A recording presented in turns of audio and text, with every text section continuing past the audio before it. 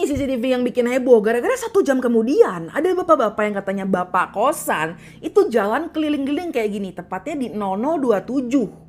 Di mana ternyata dia juga menggenggam handphonenya kayak lagi ngomong sama seseorang lewat speakerphone-nya guys. Kalian perhatiin nih. Dia sekali-kali juga celingak-celinguk ngelihat ke arah jendela kayak ngecek sesuatu.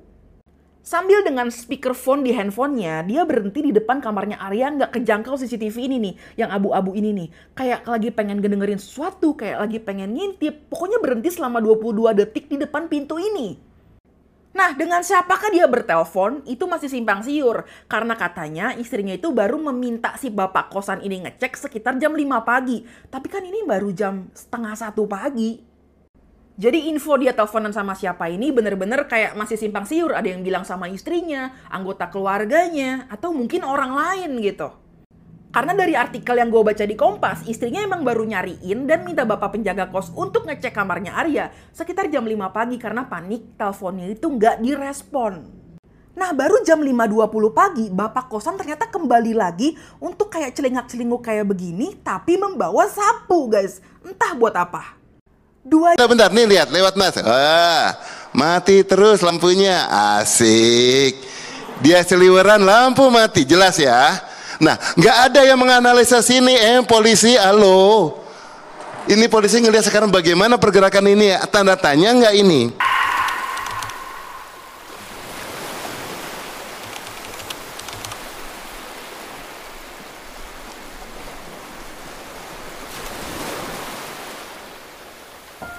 Pola pembunuhan seperti ini biasanya disebut sebagai locker room mystery. Jadi si pelaku itu sedang mengirim pesan simbolik. Kelihatan banget. Ini beberapa konten kreator juga mengatakan bapak ini tiba-tiba mengeluarkan tisu gitu loh. Kalau gua melihat sih ini bukan tisu ya, tapi ini adalah kartunya, kuncinya gitu loh, smart lock-nya itu. Ketika ditempel, terbukalah kuncinya gitu. Lah kenapa susah-susah buka jendela gitu loh. Apakah memang korban ini bundir atau memang ada yang sengaja masuk ke kamar korban untuk melakukan tindakan keji kepada korban? Begini momen seorang pria yang terekam mondar-mandir dan mengintip kamar kos seorang diplomat Kemenlu yang kemarin meninggal dunia dengan kepala dilakban. Terlihat pria ini mondar-mandir sambil menelpon. Reaksi positif dari netizen tentu saja, kemungkinan besar ini adalah bapak kos yang pada saat itu disuruh oleh istri dari korban untuk mencari suaminya yang gak ada kabar. Nah, ciri-cirinya kelompok orang yang melakukan ini seperti apa ciri-cirinya? Ada simbol seorang raja yang tersyukur atau yang jatuh dari kursinya, kemudian ada badut yang memberikan cermin. Nah, ini kodenya di sini seorang raja yang terjatuh dari kursinya dan dia diketawain badut, kemudian badutnya membawa cermin. Cirinya adalah seseorang yang memiliki kuasa atau seseorang yang memiliki wewenang di sini, makanya disimbolkan seorang raja.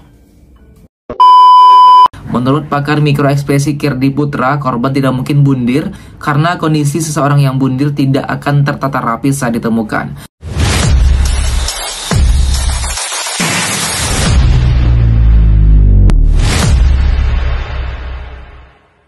Guys, angle CCTV dari meninggalnya diplomat Kemlu yang lagi heboh banget ini aja udah beda banget. Kan bisa lihat nih, kalau di malam dia cuma setengah kayak gini nih, mengcover sampai jendela yang sebelah sini doang. Tapi pas pagi ditemuin, itu sampai ke pintu-pintunya dan jendela yang dicongkel tuh kelihatan. Oke, yang belum ngeliat semua CCTV yang udah dirilis ke publik ini, kita bakal bahas semuanya ini dalam satu video ya guys. Kalian perhatiin jamnya. Senin 7 Juli kemarin jam 9 malam terakhir kali katanya diketahui Arya ini berkomunikasi dengan istrinya. 2 jam setelah itu dia terlihat jalan dari ujung pintu kosan itu menuju ke kamarnya menggenggam sebuah paket berwarna hitam kayak gini. Dan masuklah dia ke pintu kamarnya.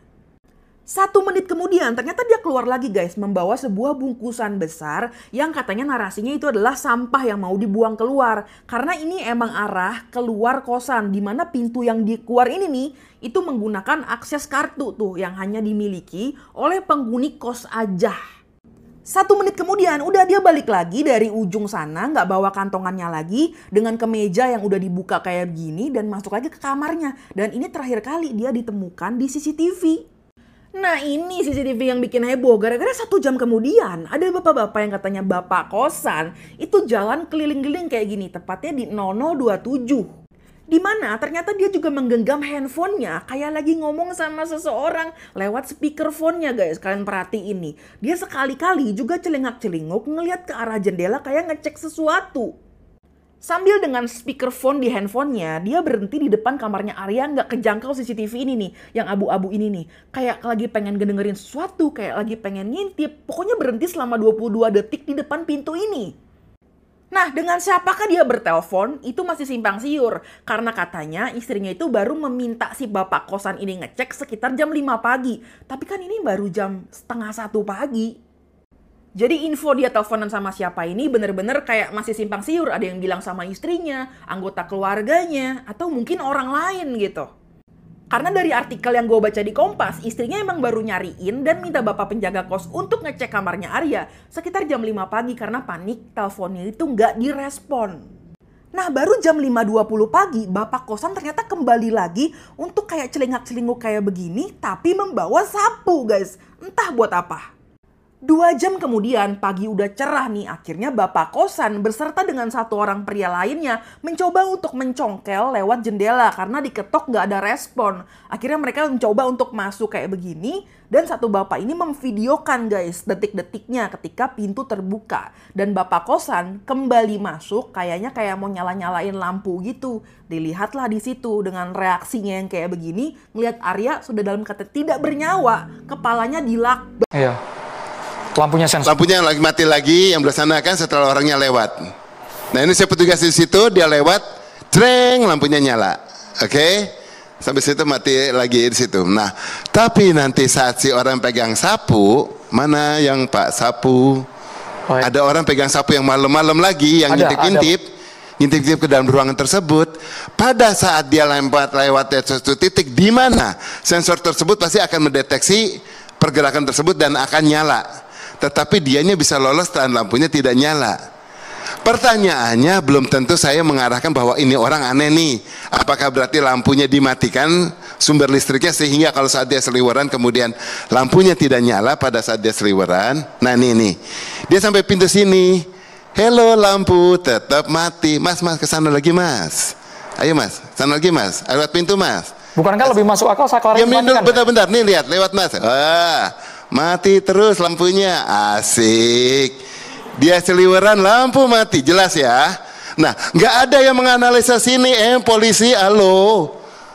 Ini polisi ngelihat sekarang bagaimana pergerakan ini, tanda tanya nggak ini?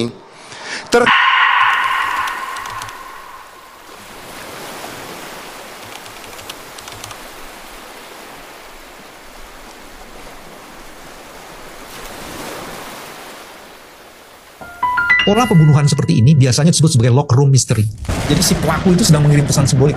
Kelihatan banget. Ini beberapa konten kreator juga mengatakan bapak ini tiba-tiba mengeluarkan tisu gitu loh. Kalau gua melihat sih ini bukan tisu ya, tapi ini adalah kartunya, kuncinya gitu loh, smart lock-nya itu. Ketika ditempel, terbukalah kuncinya gitu. Lah kenapa susah-susah buka jendela gitu loh. Apakah memang korban ini bundir atau memang ada yang sengaja masuk ke kamar korban untuk melakukan tindakan keji kepada korban?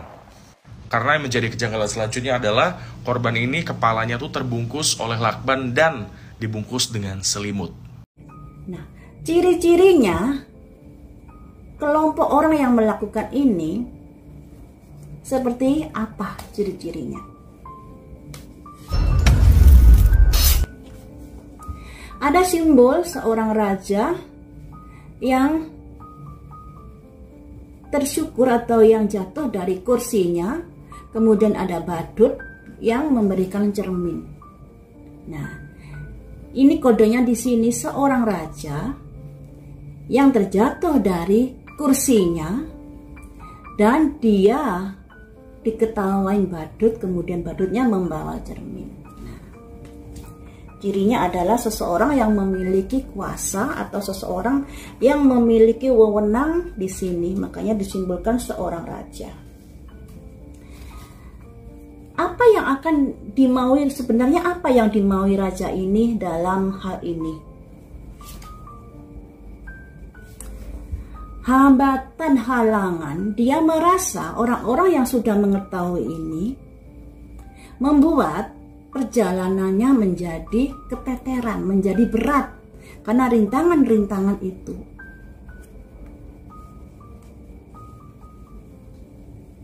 Selanjutnya, mengapa kamu khawatir terkait dari seorang diplomat ini yang mengetahui perputaran uang tersebut? Apakah uang tersebut dari hal sesuatu yang tidak dibenarkan?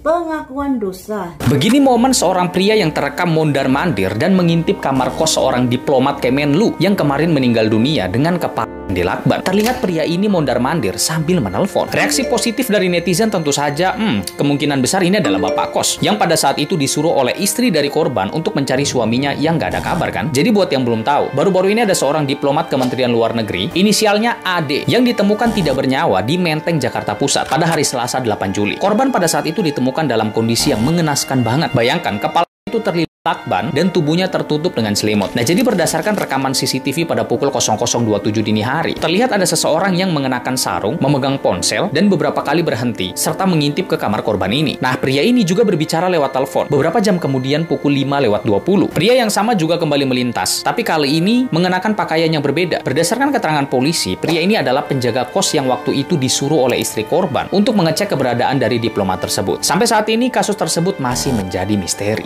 Nggak ada yang menganalisa sini, polisi, halo. Ini kan apa gue kate, selain persoalan CCTV ada persoalan sensor lamp. Mengapa tidak sama? Ada di satu momen pada saat ada pergerakan manusia nyala, kalau tidak ada pergerakan mati. Namun di momen yang lain kenapa mati terus? Padahal kan sensor lamp itu ada mode standby. Dan gue udah jelasin itu kan.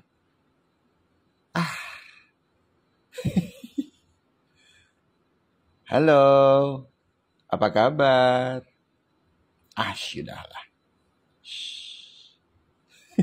Terungkap diplomat Arya Daru hendak pergi ke Finlandia untuk jalani penugasan Kemlu. Sebelum ditemukan tewas secara tragis dengan kondisi wajah dililit lakban, diplomat muda Arya Daru Pangayunan hendak pergi ke Finlandia. Finlandia bakal menjadi tujuan diplomat Arya. Dia mendapatkan penugasan dari Kementerian Luar Negeri untuk berdinas di sana. Tak hanya Arya Daru Pangayunan, keluarganya juga direncanakan diboyong ke Finlandia yang awalnya direncanakan berangkat pada akhir Juli tahun ini. Selain itu, Kapolri Jenderal Listio Sigit mengatakan dan merespon proses penyelidikan kasus kematian diplomat ahli muda Direktorat Perlindungan Warga Negara Indonesia Kementerian Luar Negeri Arya Daru Pangayunan. Menurutnya penyidik tengah menunggu hasil laboratorium forensik atau LABFOR. Masih dilakukan pendalaman menunggu hasil-hasil dari laboratorium forensik, kata Kapolri kepada wartawan dikutip Kamis 17 Mei 2025.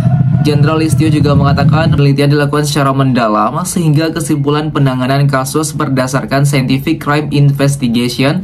Saya kira anak buah saat ini khususnya Polda Metro sedang bekerja keras dan mudah-mudahan hasilnya bisa segera keluar, ujar Jenderal Polisi Bintang 4 itu. Sebelumnya, mayat pria dengan kondisi kepala hingga wajah terbungkus lakban kuning ditemukan oleh penjaga indekos di Jalan Gondang Dia Kecil, Menteng, Jakarta Pusat pada Selasa pagi 8 Juli 2025. Korban diketahui bernama Arya Daru Pangayunan, 39 tahun, asal Sleman, Provinsi Daerah Istimewa Yogyakarta. Polisi melakukan penyelidikan dengan memeriksa saksi dan mengolah tempat kejadian perkara atau TKP. Polisi juga memeriksa kamera CCTV di lokasi kejadian.